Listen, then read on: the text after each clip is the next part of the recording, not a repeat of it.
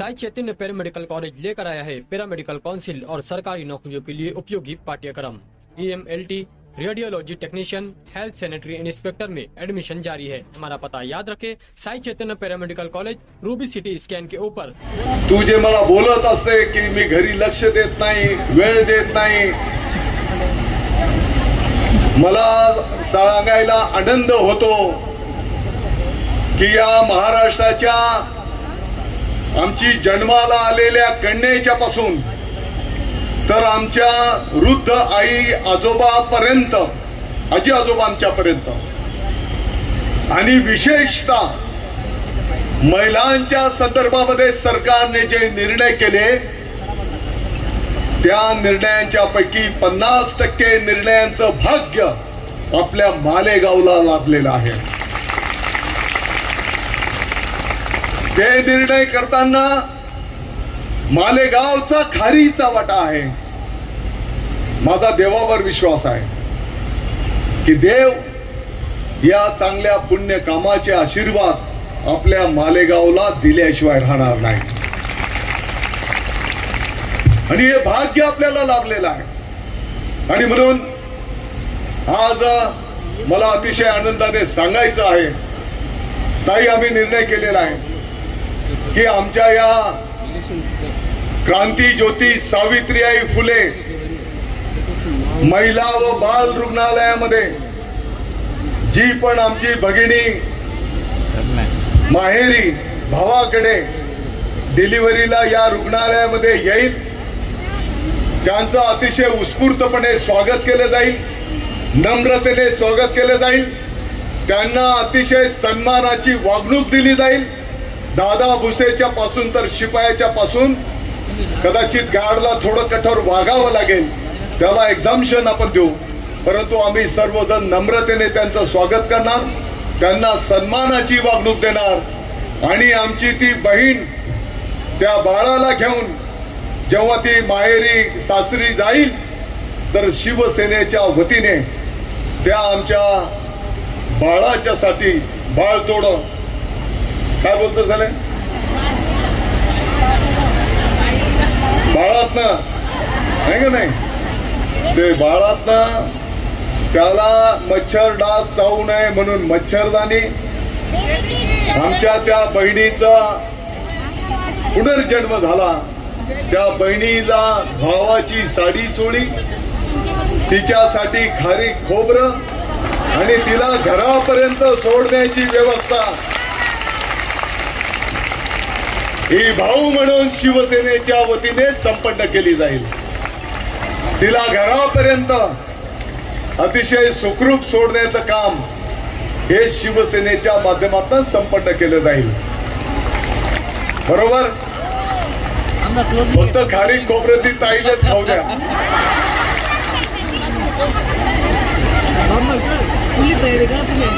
चला ठीक आहे, मी वेळेचं भान ठेवतो। मला वाटतं की मला अत्यंत आनंद झाला आणि हे पाहून की पूर्ण देशात महिलांसाठी पुष्कळ काही केलं जातं, पण बातें ज्यादा काम कम असं नाही। आणि ऍक्च्युली इथे पाहिलं की कसे सगळे एकत्र येऊन एक सुंदर सुविधा उपलब्ध केलेली आहे स्त्रियांसाठी। अगदी सुरुवात समारंभ सुद्धा बघा, इतक्या भगिनी एकत्र आलेल्या आहेत आणि त्यांचा उत्साह बघून खूप आनंद झाला। आणि दादाजींनी मला जेव्हा अग्रानी बोलवलं तेव्हा मी हाच विचार केला की मला एक स्त्री सशक्तीकरणाच्या याच्यात मला एक सिंबल समजतात की मला 3 गोष्टी करता आल्या जीवनात। एक, मी सैनिक होते, दुसरं मी प्राध्यापक होते आणि तिसरी मी डॉक्टर। समाजात तिघांना आदर आहे, पण एक बाईला शिकवलं की ती कसा पूर्ण म्हणजे आपलं कुटुंब नाही तर आपल्या बरोबरच्या सगळ्या समाजाला बदलू शकते। कारण आज विद्यापीठ हे खूप वेगळं बदलाव आणलेलं आहे आणि त्याच्या माध्यमातून आपण शिक्षण आणि आरोग्य शिक्षण याच्याकडे खूप लक्ष घालतो। हे जेव्हा रुग्णालय मी बघितलं तेव्हा अत्यंत आनंद झाला, कारण माझं एकच ध्येय होतं जेव्हा मी कुलगुरूचा हेतू घेतला की ज्यांच्या जे गोरगरीब आहेत त्यांच्यापर्यंत आरोग्य कसं पोचवावं, आणि असं हॉस्पिटल जर उभं झालं आणि त्याच्यातनं आमच्या डॉक्टरांना चांगली सेवा करता आली तर आपलं खरं विकसित भारत होऊ शकेल. नाही तर बेसिक हे स्वच्छता बायकांसाठी, त्यांच्या आरोग्यासाठी बायका आपल्याकडे दुर्लक्ष करतात आणि त्यामुळे आपलं राष्ट्र निरोगी कसं होऊ शकेल. बायका जेव्हा आरोग्य आपल्याकडे लक्ष देतील, त्यांच्याकडे समाज लक्ष देईल, तेव्हा आपलं देश पुढे जाईल आणि खरंच विकसित होईल. धन्यवाद. मुझे बहुत खुशी हुई ये देख के कि यहाँ पे एक छत के नीचे इतनी महिलाएं, इतनी बहनें एकत्रित हुई है और जो जोश यहाँ देख रही हूँ वो किसी के भी होश उड़ा दे. और आज का अस्पताल देखे मेरे खुद होश उड़ गए कि शासकीय हॉस्पिटल, एक गवर्नमेंट हॉस्पिटल इतना सुंदर जिसमें हर चीज की सुविधा है. जब से कोई स्त्री यहाँ पहुँचेगी, चाहे वो प्रसूति के लिए, चाहे उसका बच्चा पैदा होगा या महिला के आरोग्य के बारे में, चाहे जितने कैंप्स, और दूसरी बात है सिर्फ ना कि उसका ध्यान दिया जाएगा लेकिन उनके घर वालों पे कोई बोझ नहीं आएगा, क्योंकि उसका खाना पीना, उसका रहने का, उसके सब चीज उसको घर पहुंचाने तक की घोषणा की है आज दादाजी ने. और ये बहुत नेक काम हुआ है. मुझे अत्यंत खुशी होती है क्योंकि फाइनली किसी भी औरत को क्या चाहिए, अपना स्वास्थ्य, अपने बच्चे का स्वास्थ्य, उसकी पढ़ाई, उसका सशक्तिकरण, इसी से तो घर लक्ष्मी आएगी. धन्यवाद. रोज सकाळी 10 वाजता ओरडणारा तो भोंगा, मला वाटतं की आता पितृपक्षामध्ये दादा कावळे खूप ओरडतात, तसा तो कायमचा ओरडणारा तो कावळा आहे. आणि इकडे मात्र शिवारायांचा मावळा आहे. ती लोक त्यांच्या पायाखालची वाळू इतकी सरकलेली आहे की ते लाडक्या बहीण योजनेला ते भीक म्हणाले, लाडकी बहीण योजनेला ते लाभ म्हणाले. मला आज उद्धव साहेबांना प्रश्न विचारायचा आहे की तुम्ही जर तुमची बहीण तुम्हाला राखी बांधली आणि तुम्ही तिला ओवाळणी दिली तर तुम्ही तिला बहिणीला भिकारी म्हणाल का? का ह्या बहिणी गरीब आहेत, त्यांना 1,500 रुपयाचं महत्व आहे म्हणून तुम्ही त्यांना भिकारी म्हणताय? अरे आमच्या रश्मी बहिणींच्या साडीची किंमत सुद्धा 1.5 लाख असेल भाऊ, पण या 1,500 मध्ये लाडक्या बहिणी कुणी औषधं आणून घेतंय, कुणी पोरीचं शिक्षण करतंय, कुणी गौरी गणपतीचा सण करतंय. तर यांच्या पोटात दुखायचं कारण काय? यांच्या पोटदुखीचा इलाज ना या लाडक्या बहिणी निवडणुकीत करणार आहेत. आज खरं तर खूप आनंद होतोय की महाराष्ट्राचे मुख्यमंत्री एकनाथजी शिंदे साहेब आणि माननीय मंत्री महोदय दादाजी भुसे यांच्या माध्यमातून 100 खाटांचं महिला आणि बाल रुग्णालय हे मालेगाव मध्ये तयार झालेलं आहे. मालेगाव हे कष्टकऱ्यांचं, सर्वसामान्यांचं आहे आणि एखाद्या खाजगी सुपर स्पेशालिटी रुग्णालयामध्ये सुद्धा ज्या सुविधा मिळणार नाही त्याहीपेक्षा चांगल्या सुविधा इथल्या कष्टकरी महिलांना मिळत आहेत. मी हॉस्पिटलची पाहणी केली, अनेक महिलांना भेटले आणि खरं तर सुदैवानं उद्घाटन सुद्धा कालच 2 लाडक्या लेकींचा जन्म या रुग्णालयात झाला आणि अभिनव पद्धतीने उद्घाटन झालं. त्यामुळे सगळीकडे आनंदाचं वातावरण आहे. आणि लाडकी बहीण योजना असेल, लाडकी लेक योजना असेल किंवा इतर अनेक महिलांच्या योजनांमुळे महाराष्ट्रात अशी परिस्थिती आहे की विरोधकांच्या उरात भरली आता धडकी, कारण आम्ही मुख्यमंत्र्यांची बहीण लाडकी.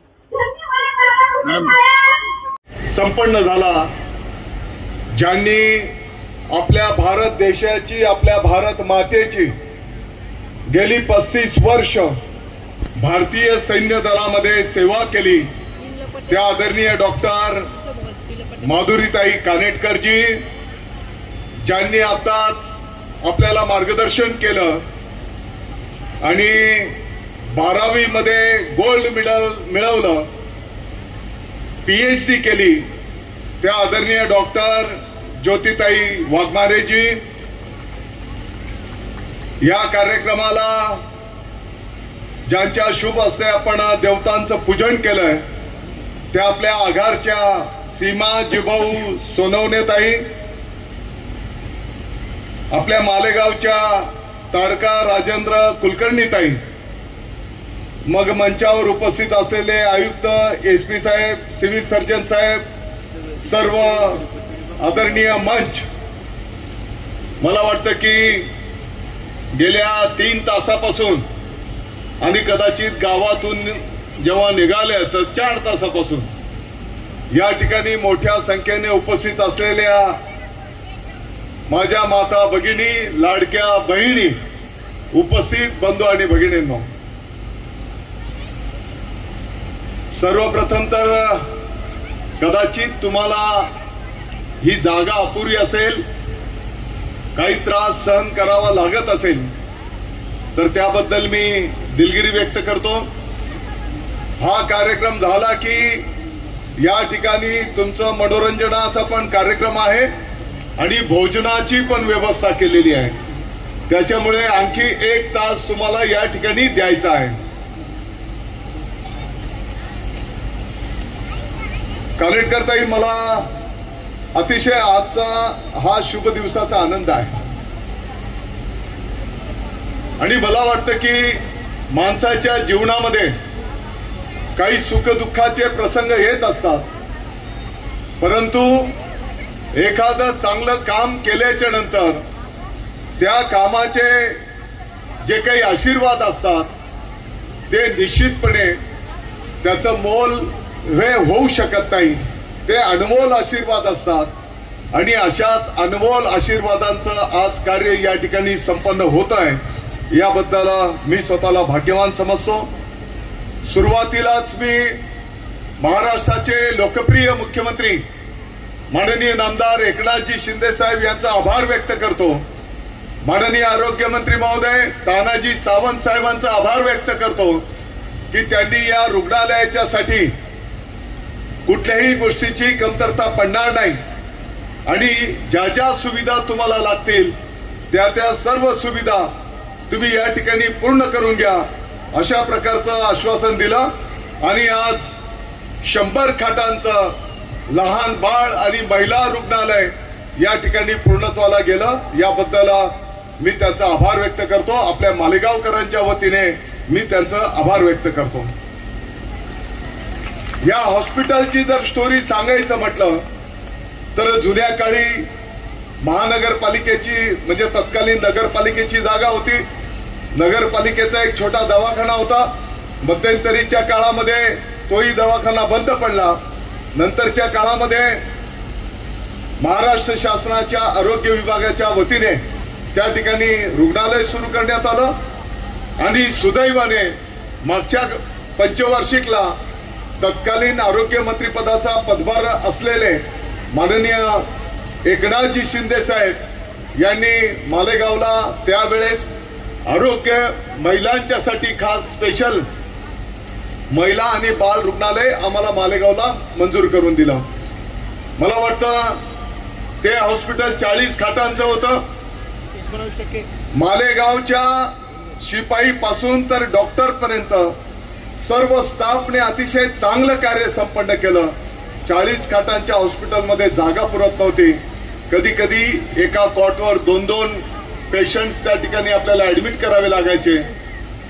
कधी कधी काही पेशंटला खाली झोपावं लागायचं आणि मग तेव्हापासून आम्ही सर्व मालेगावकरांनी त्याचा पाठपुरावा केला आणि मला वाटतं की 100 खाटांचं हॉस्पिटल आपल्याला त्या ठिकाणी प्राप्त झालं. मॅडम, मला सांगायला आनंद होतो की खऱ्या अर्थाने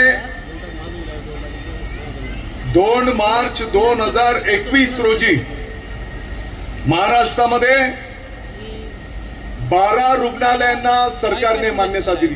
12 जिल्ह्याच्या रुग्णालयांना सरकारने मान्यता दिली. त्या 12 पैकी नाशिक जिल्ह्यातलं मालेगावचं पण एक हॉस्पिटल सरकारने त्यावेळेस आपल्याला मंजूर करून दिलं. कदाचित अधिकारी असतील, आरोग्य विभागाचे पदाधिकारी असतील, त्यांना सारखा वेळोवेळी आम्ही त्रास दिला. अनेक अडचणी निर्माण झाल्या. पहिले जे 40 खाटांचं हॉस्पिटल होतं, हे नवीन हॉस्पिटल बांधायला जर 2 वर्ष लागतील तर ते जुनं हॉस्पिटलची पहिली व्यवस्था केली पाहिजे. आणि मग मालेगावच्या कॅम्पमध्ये आम्ही फक्त 4 महिन्याच्या कालावधीमध्ये सरकारचा 1 रुपया न घेता एका कंपनीच्या CSR फंड मधनं 100 खाटांच्या हॉस्पिटलची 4 महिन्यामध्ये आम्ही बांधणी केली कॅम्पामध्ये मॉड्युलर हॉस्पिटल, त्या मॉड्युलर हॉस्पिटलच्या मध्ये हे 40 खाटांचं हॉस्पिटल तिकडे शिफ्ट केलं, जुनं हॉस्पिटल आपलं तोडलं आणि या फक्त 2 वर्षाच्या कालावधीमध्ये महाराष्ट्राचा जर आपण आढावा घेतला तर मला वाटतं की या 12 हॉस्पिटल पैकी पूर्ण लोकार्पण होणारं मालेगावचं एकमेव हॉस्पिटल आहे. या 12 हॉस्पिटल पैकी काही हॉस्पिटल तर अद्याप सुरूच झालेले नाहीयेत, बांधकाम पण सुरू नाही झालं. काही हॉस्पिटलचे बांधकाम प्रगतीपथावर आहे आणि म्हणून मला वाटतं की आपल्या सर्वांच्यासाठी ही अभिमानाची गोष्ट आहे की या 12 जिल्ह्यांच्या पैकी फक्त मालेगावचं हॉस्पिटल आपलं त्या ठिकाणी पूर्ण झालं. सोप्या भाषेत महिलांच्यासाठी जर सांगायचं म्हटलं तर एक 8-15 दिवस कदाचित महिन्याचा कालावधी आणखी लागेल आपल्याला, परंतु महिलांच्या संबंधित जे पण काही आजार असतील त्या सर्व आजारांवर उपचार आपल्या या महिला व बाल रुग्णालयामध्ये त्या ठिकाणी केले जातील. हा पहिला विषय. दुसरा विषय, महिला जेव्हा प्रेग्नंट असेल तर प्रेग्नंटच्या चाचणीच्या पासून त्याच्या डिलिव्हरीच्या पर्यंत, डिलिव्हरीच्या नंतर जे बाळ आहे त्या बाळाच्या पासून तर ते बाळ 12 वर्षाचं होईपर्यंत त्याच्या सर्व उपचार आपल्या या रुग्णालयामध्ये त्या ठिकाणी केले जातील. मला वाटतं की 75-80% उपचार आपल्या या रुग्णालयामध्ये त्या ठिकाणी संपन्न होतील. अजून काही सुविधा आपल्याला तिकडे निर्माण करायच्या आहेत, त्याला कदाचित आणखी 1-2 महिन्याचा कालावधी लागेल. त्या 1-2 महिन्याच्या कालावधीमध्ये आणखी काही सुविधा आपण तिकडे निर्माण करणार आहोत. होऊ शकतं की एखादं पेशंट खूप क्रिटिकल आहे तर असे क्रिटिकल पेशंट 100त 2-4 तर कदाचित ते नाशिकला पण मोठ्या हॉस्पिटलमध्ये पण कदाचित आपल्याला न्यावं लागलं तर ते आपण नेण्याची पण व्यवस्था या ठिकाणी करणार आहोत.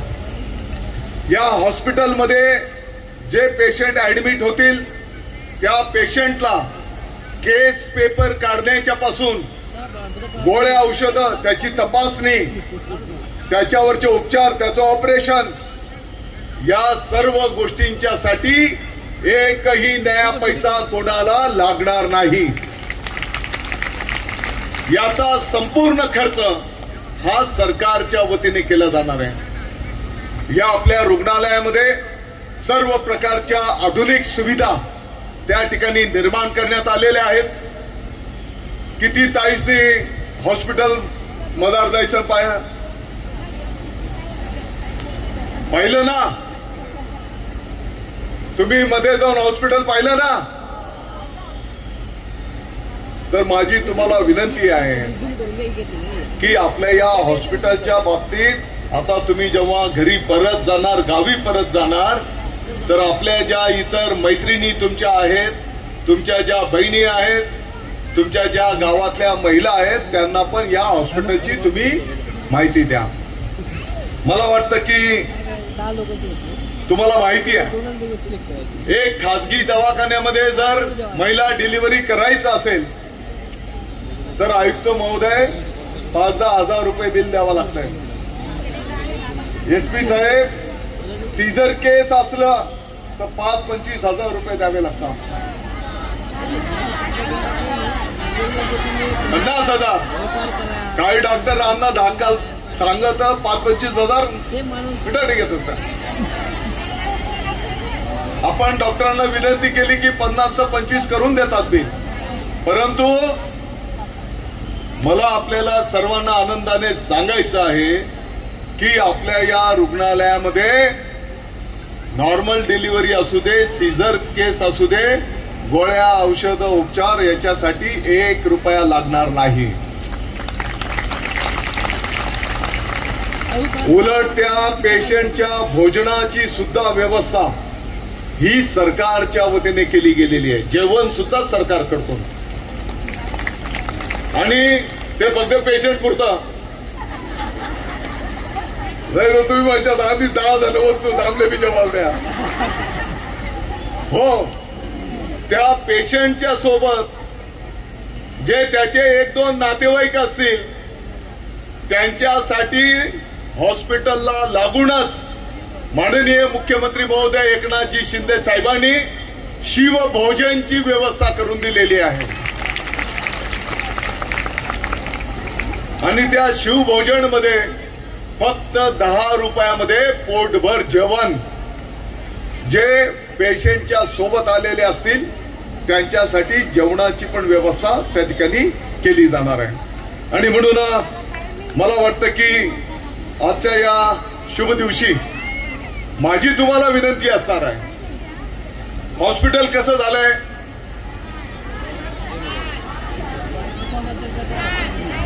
चांगलं नाहीये, छान आहे, सर्व सुविधा चांगल्या आहेत, बरोबर, स्वच्छता आहे, आधुनिक मशिनरी आहे ना। मग आता हे सांभाळण्याचं काम कोणाचं असणार आहे?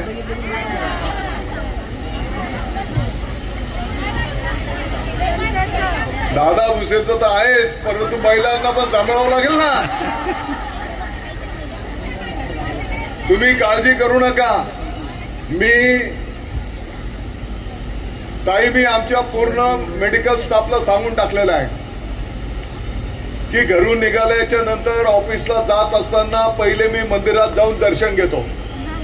आणि मी हॉस्पिटलला सांगितलं, मी हॉस्पिटलला जात असताना मंदिरात जे दर्शन घेतो त्या आठवड्यातून 1 दिवस या मंदिराचं दर्शन घेण्यासाठी मी स्वतः त्या ठिकाणी जाणार आहे। क्रांतीज्योती सावित्रीबाई फुले साहेबांच्या नावाचं हे हॉस्पिटल आहे। कदाचित त्या काळात क्रांतीज्योती सावित्रीबाई फुले साहेब जर जन्माला आल्या नसत्या तर आज आपल्या कानेटकर ताईंना लेफ्टनंट म्हणून त्या पदापर्यंत जायला मिळालं नसतं। आज आपल्या मंचावरील ताईंना किंवा इथं उपस्थित असलेल्या ताईंना इथपर्यंत यायला मिळालं नसतं। आणि त्यांच्या नावाचं हे मंदिर आपण उभं केलेलं आहे। आणि म्हणून वेळ प्रसंगी एखादं 2 कोण नाराज झाला तरी हरकत नाही, परंतु तिथली शिस्त, तिथली स्वच्छता, तिथलं पावित्र्य, गरीबाच्या गरीब माणसाला न्याय मिळाला पाहिजे या दृष्टिकोनातून वेळ प्रसंगी कोणाला कटू वाटलं तरी हरकत नाही, परंतु तशी भूमिका आपल्याला सगळ्यांना त्या ठिकाणी घ्यावी लागणार आहे। बरोबर आहे का चुकीचं आहे? कारण प्रकल्प तर उभा राहिला, परंतु उद्या कोणतरी येईल, कोण दाद घसे पिचकार मारेल, कोण पुडी खाईल, महिला नाही पुरुषांचं सांगतो। आणि आम्हाला काही ताई बी कमी नाही येते आहे का नाही? मी तर पुरुषांना नियम केलेला आहे, कोण जर कार्यक्रम केलेला असेल तर त्याला गेटवरच एंट्री मिळणार नाही।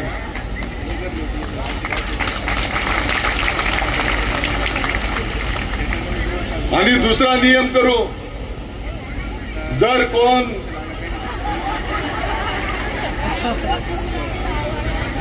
टाइमचं बंद करायचं, जी ताई तिकडे आली की तिने तपकीर पिपकीर बंद करून टाकायची। ओके, त्यांची सूचना आहे, मान्य आहे तुम्हाला? काही नाही म्हणताय? तिथं आपण CCTV लावतो,